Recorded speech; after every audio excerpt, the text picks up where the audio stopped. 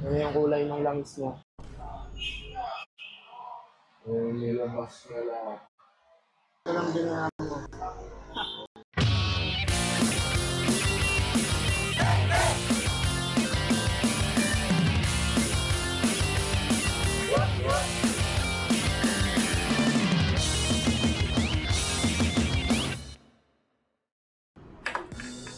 So, good morning. Punta tayo ngayon sa Armoto.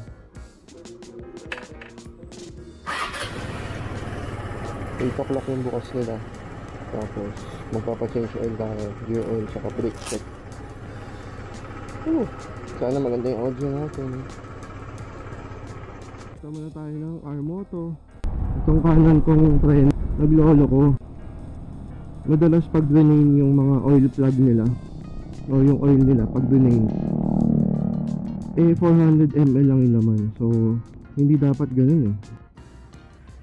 Ang laman nito is nasa 900 or 950. So, medyo alarming kasi sa akin yun dahil first time ko ng ganito. Tapos, pupunta pa ako ng Laguna. And magbibicol pa ako. So, mas maganda kung doon ako sa safe. So yun, balikan ko kayo pag malapit na tayo doon sa Armoto. So mag-focus lang muna ako sandali sa pagmamotor natin. So malapit na tayo sa Armoto. So yun, kaka-open lang. Sakto. Good morning. So ayan, dito tayo ngayon sa Armoto. Ito lang siya sa Anonas lang sa main road. Ayan corner lang siya ng school sa Quirino. So isasampa na siya.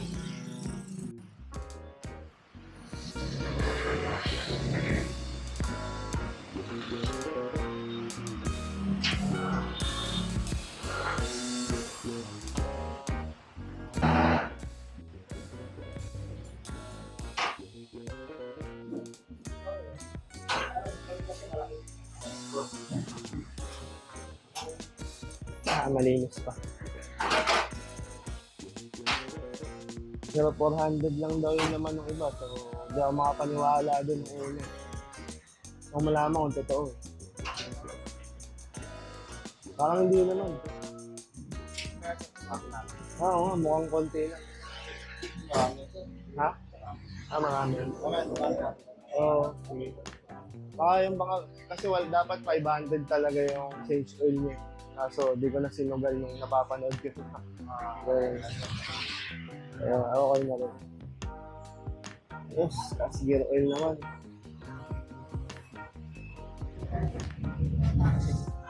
Ano yung kulay ng langis niya? Nilabas na lahat. So, yun. Mamaya ulit, tingnan natin kung ilang sukat yan.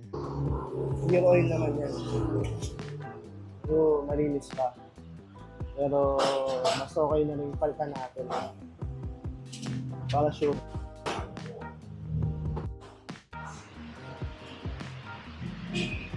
Tinamba na para mas madrain. Hindi ganun kalinis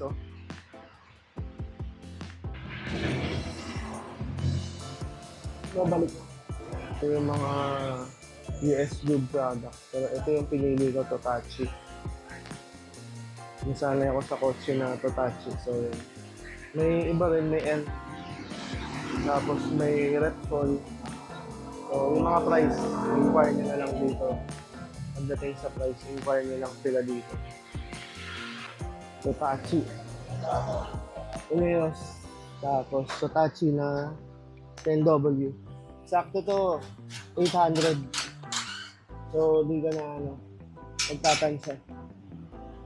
Yan na yung pinili ko kasi konti na yung diferensya dun sa US Food. Mas alam ko yung brand.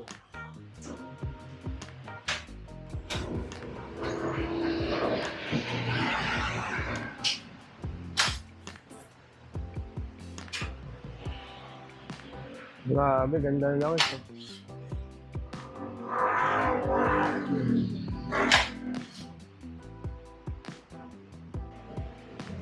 Tapos, ganun kabilis. Sukati na natin kung ilan nga talaga yung lang. So, wala ko lagpas 400 yan. Yun nga lang maitim na siya. Siguro pag yung sinasabi nilang nagpo 400, pag yung ano, nag-break in ka, baka yun. Wala ako lang. Sakto lang siya. Sakto lang. Sakto kay standard ka.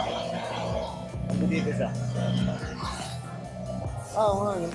So, halos 800 ml lang din. Yung mga 700 siguro, no? 750. Sakto lang din. So, baka yung iba nasambahan lang na 400 yung laman. Sa atin, sakto lang eh. So, swerte pa rin. Pero kasi 50 lang yung tinakbo, 60. Kaya, di tayo sure kung ganun ba talaga. Walas pang gilid. Cover lang naman yun. After ng isang cover, may isa pa palang cover yun sa loob. So, tapos na tayo dito. Dito naman tayo. Check yung brake natin sa harap kasi mga magbi-bleed kasi malalim talaga yung kanan pagkakuha ko. Ibang iba siya dun sa kaliwang preno. Sobra. So, double check lang. And update ko ulit kayo. So, preno, adjust hanggang sa umayos siya o pumareha siya dito. Ito kasi ang layo eh. Ganyan lang. Yung isa malalim talaga. So, testing natin ulit. Mas okay yan. Oo, halos. Halos parehas na. Ito lang binayaran ko. 580 lang. Grabe yung mura dito. Sobrang solid dito. So, yun. Tapos na tayo dito sa Armoto. Balik na tayo sa bahay. Ganun lang kabilis. Sobrang solid, sobrang mura. 580 lang. Panalo yun. So, dito na natin tatapusin tong vlog. Pero, i-ride test muna natin. Thank you. Like mo na lang ah. Thank you.